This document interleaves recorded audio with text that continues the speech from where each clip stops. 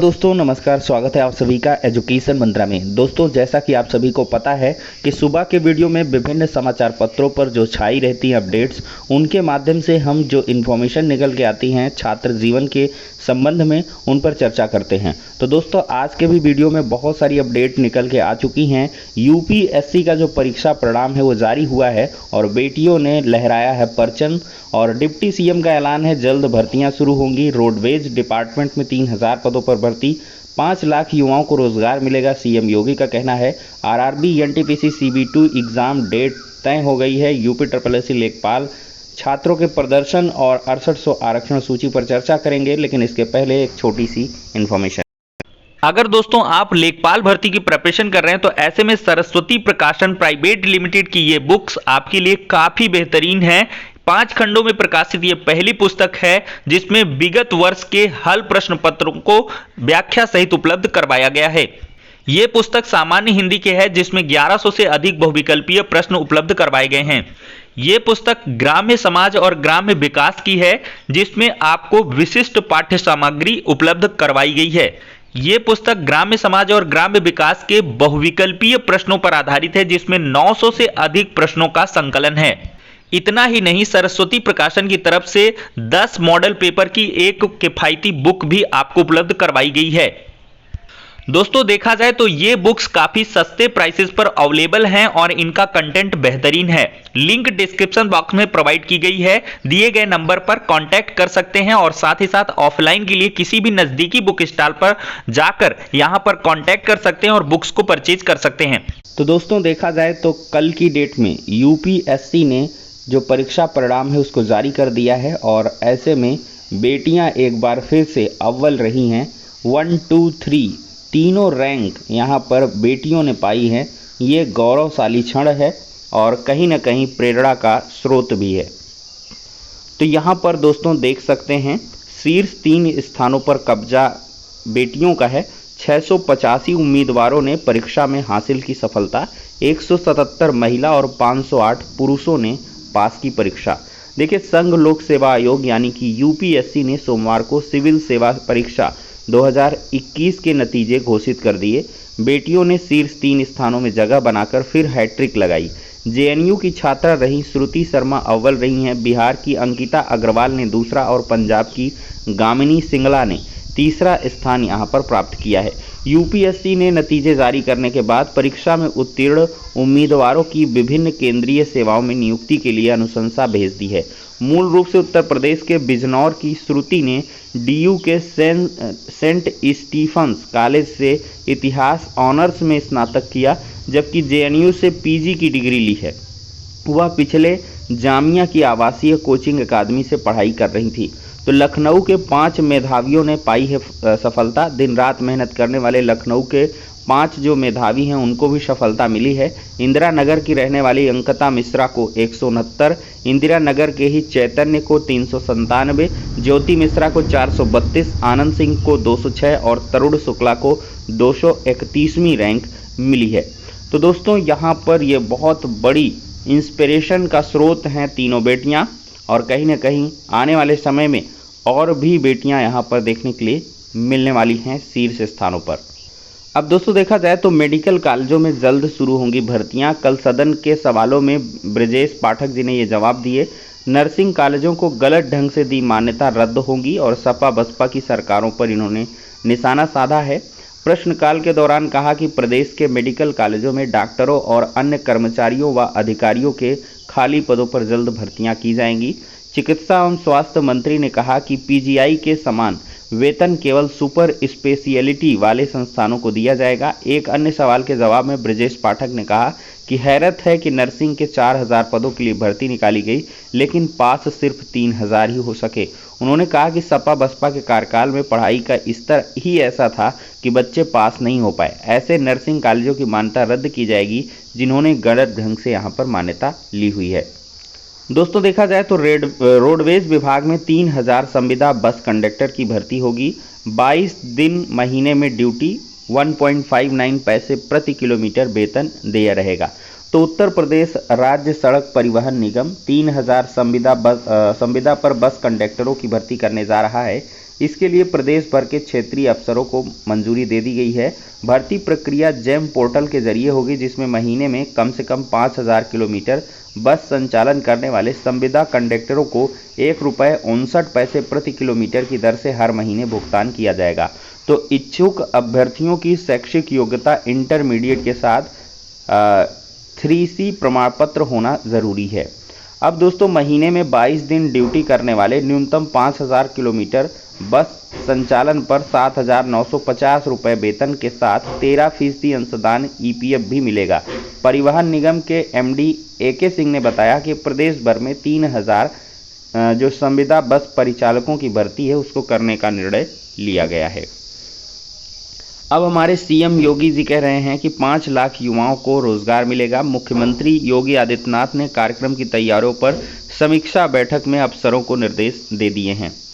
तो दोस्तों, यहाँ पर देखा जाए तो ग्राउंड ब्रेकिंग सेरेमनी 3 की तैयारियों की समीक्षा की। उन्होंने अधिकारियों की तैयारी के लिए समय पूरा करने के निर्देश दिए। JBC 3 में करीब 1400 प्रोजेक्ट का शिलान्यास प्रधानमंत्री नरेंद्र मोदी 3 जून को करेंगे। 80 करोड़ रुपए के निवेश से 5 लाख युवाओं को रोजगार मिलेगा। इससे प्रदेश की अर्थव्यवस्था भी मजबूत होगी और प्रति व्यक्ति आय बढ़ने में भी मदद मिलेगी। तो यहाँ पर दोस्तों, अफसरों ने बस से किया PM रूट का निरीक्षण, DM ने दिए निर्देश। तो 20,000 करोड़ रुपए से अधिक का निवेश हो रहा है। IT और इलेक्ट्रॉनिक्स में आने वाले समय में कुछ कंपनियों के प्रदेश में निवेश के आसार हैं और इसी इंफ्रास्ट्रक्चर में 8.2 मैन्युफैक्चरिंग में 8, हैंडलूम टेक्सटाइल में 7, अक्षय ऊर्जा में 6% निवेश होने जा रहा है। तो इन सभी के मद्देनज़र जो रोजगार है वो युवाओं को मिल सकेगा। दोस्तों, देखा जाए तो 15 से 17 जून तक होगा NTPC का CBT 2। 12 जून को PCS प्री की परीक्षा की वजह से अभ्यर्थियों ने आपत्ति जताई। तो रेलवे बोर्ड की जो NTPC की CB2 देने वाले अभ्यर्थियों को राहत भरी खबर मिल चुकी है। अब 12 जून की बजाय 15 जून से एग्ज़ाम होगा और हज़ारों अभ्यर्थियों को इससे राहत मिली है। क्योंकि PCS प्री का जो एग्ज़ाम है वो 12 जून को है, इस वजह से RRB अभ्यर्थियों ने NTPC लेवल 2, 3 एवं 5 के पदों की CBT 2 को 12 की बजाय किसी अन्य तिथि में करवाने की लेकर मांग की थी। रेल मंत्री को ट्वीट भी किया था। फिलहाल अभ्यर्थियों को राहत देते हुए बोर्ड ने उनकी मांग को स्वीकार कर लिया है। तो दोस्तों, यहाँ पर बड़ी खुशखबरी कही जा सकती है, अब दोनों एग्जाम में अभ्यर्थी पार्टिसिपेट कर पाएंगे। दोस्तों, देखा जाए तो हेल्थ वर्कर महिला के 9,212 पदों पर भर्ती का रास्ता साफ हो चुका है। भर्ती प्रक्रिया पर रोक लगाने से हाईकोर्ट का इंकार हो चुका है, अर्जी को खारिज कर दिया गया है। तो स्टे लेने के लिए कुछ छात्र गए हुए थे। कोर्ट ने इस भर्ती प्रक्रिया के विज्ञापन को चुनौती देने वाली याचिका के अंतरिम प्रार्थना पत्र को खारिज करते हुए कहा कि याचियों ने लिखित परीक्षा संपन्न होने के बाद वर्तमान याचिका दाखिल की है, लिहाजा इस स्तर पर भर्ती प्रक्रिया को नहीं रोका जा सकता है। याचियों ने अर्जी में भर्ती प्रक्रिया पर रोक लगाने की मांग की थी। तो फिलहाल के लिए अब कोई अड़ंगा नहीं है और UPSSC इस भर्ती को बहुत जल्द कंप्लीट करने वाला है। दोस्तों, जून के दूसरे सप्ताह में आ सकता है हाई स्कूल और इंटरमीडिएट का रिजल्ट। यूपी बोर्ड की बात करें तो हाई स्कूल इंटरमीडिएट परीक्षा में 47,75,749 परीक्षार्थी शामिल हैं।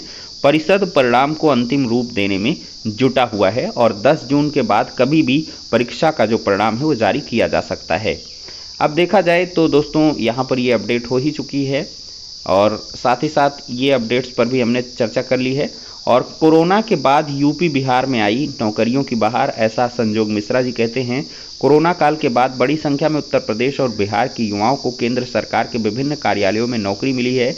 बात करें यहाँ पर अप्रैल 21 के बाद से स्थिति बेहद बेहतर हुई है। 1 अप्रैल 21 को घोषित कंबाइंड ग्रेजुएट लेवल एग्जाम यानी कि CGL 2018 में 1701 अभ्यर्थियों को सफलता मिली।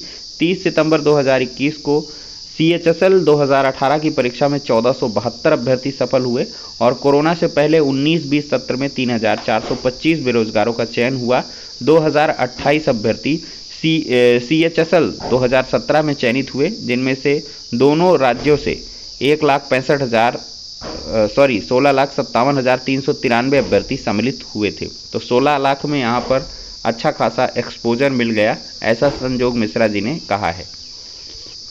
दोस्तों, देखा जाए तो कल की डेट पर परिवर्तन चौक पर शिक्षक भर्ती के अभ्यर्थियों का हंगामा हुआ 69,000 शिक्षक भर्ती के छात्र समझाने के बाद अभ्यर्थी जब पीछे नहीं हटे तो हल्का बल का प्रयोग किया गया और इसके बाद पुलिस ने हाथ जोड़कर अभ्यर्थियों को समझाने की कोशिश की। फिर भी नहीं माने तो प्रदर्शनकारियों को हिरासत में लेकर रोडवेज बसों से इकोगार्डन भेज दिया गया। पुलिस कार्रवाई में कई अभ्यर्थी चोटिल हो गई और प्रदर्शनकारियों का आरोप है कि इन सभी को चोट भी आई है। 1 साल से आंदोलन चल रहा है। 69,000 शिक्षक भर्ती की आरक्षण सूची तो दी गई, लेकिन उनकी जो नियुक्तियां हैं वो सुनिश्चित नहीं की गई।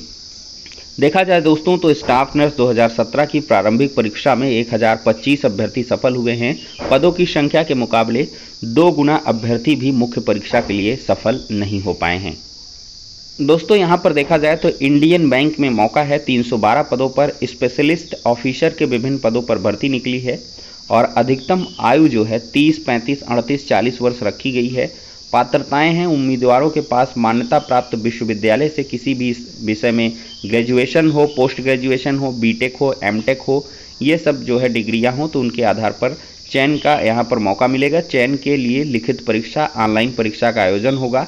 लिखित परीक्षा के प्रदर्शन के आधार पर अभ्यर्थियों का इंटरव्यू होगा और लिखित परीक्षा इंटरव्यू में कुल 200 अंक होंगे और परीक्षा में professional knowledge, English language, general awareness के प्रश्न पूछे जाएंगे। आवेदन की आखिरी जो तारीख है दोस्तों 14 जून 2022 तक है।